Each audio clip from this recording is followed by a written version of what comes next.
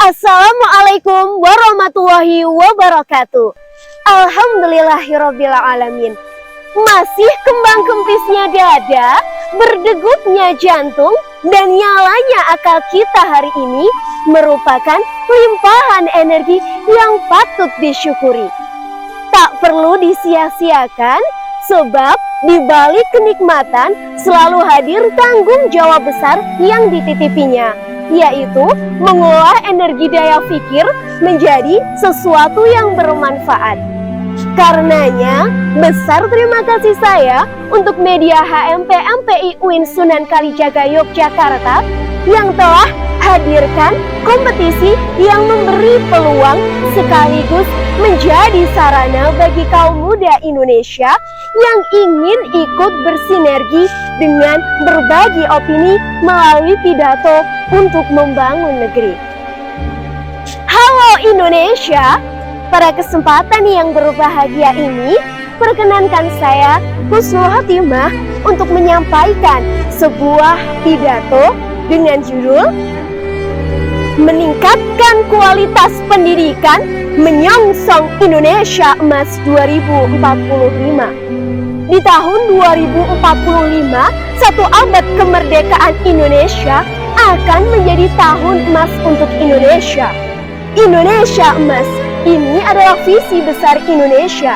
Para pakar memprediksikan pada tahun 2030 Indonesia mengalami bonus demografi, yaitu jumlah usia produktif lebih banyak daripada usia non-produktif.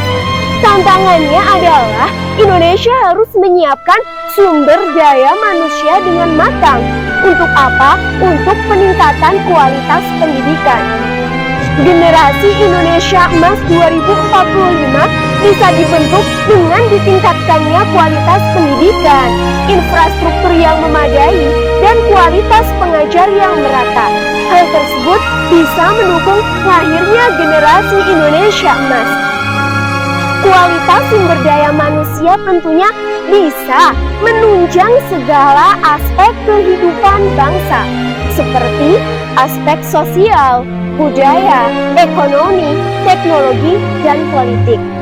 Kawan, namun ironisnya tak sedikit orang tua yang melepas perannya dengan hanya sekedar membiayai pendidikan anaknya, lantas acuh tak acuh. Atau juga para siswa yang berbondong-bondong masuk sekolah ternama, namun tak peduli apa yang dilakukan setelahnya. Ironis memang, fakta di lapangan juga menunjukkan kualitas pendidikan di Indonesia tergolong rendah dibandingkan dengan negara-negara maju. Kualitas pendidikan di Indonesia saat ini sangat memprihatinkan. Survei kemampuan pelajar yang dirilis PISA menempatkan Indonesia di peringkat 72 dari 77 negara di dunia. Dari data dan paparan statistik tersebut bisa diambil kesimpulan bahwa kualitas pendidikan Indonesia sangat rendah. Kawan, berkembangnya teknologi yang cepat, industri 4.0, dan efek globalisasi menyebabkan Indonesia harus terus berbenah dalam pendidikan. Kurikulum Indonesia harus sejalan dengan kebutuhan industri dan pasar. Kualitas tenaga pendidik harus ditingkatkan, dan kualitas infrastruktur harus merata di seluruh Indonesia. Kawan, ingatkah ibarat benih yang ditanam sekarang akan dapat dituai buahnya dalam 10 hingga 20 tahun mendatang? Kawan, oleh karena itu, bangsa Indonesia harus berkolaborasi untuk mewujudkan generasi emas. Persoalan-persoalan yang kompleks tentunya lebih mudah apabila kita berkolaborasi. Karenanya, pendidikan yang bermutu harus terus diupayakan oleh semua pihak. Guru sebagai kunci pelaku perubahan untuk menghasilkan manusia, untuk menghasilkan Indonesia yang apa? Religius, cerdas, produktif, andal, berkompeten, serta dapat meningkatkan pembelajaran yang optimal terhadap peserta didiknya. Sehingga apa? Tercipta generasi emas 2045. Kawan, bukan lagi zamannya pemuda manja dan juga pasif, melainkan zaman di mana pemuda harus proaktif, berkreativitas, dan mampu mencari solusi ketika ada masalah yang ada. Tak peduli Anda dari mana, tak peduli Anda dari kota ataupun desa, tak peduli Anda dari Jawa ataupun pelosok sana. Yang terpenting adalah kita memiliki kesempatan yang sama. Yang penting kita memiliki niat dan tekad yang kuat.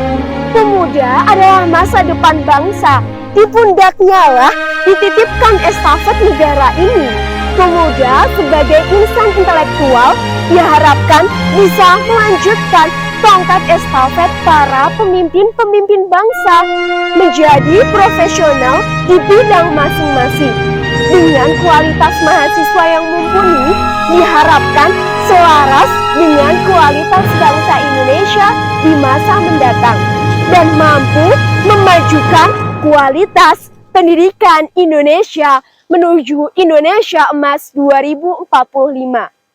Neng Husnul jalan-jalan naik becak ke Jogja. Cukup sekian dan sampai jumpa. Mari Indonesia, mari pemuda, kita bangkit bersama memajukan pendidikan Indonesia. Wassalamualaikum warahmatullahi wabarakatuh.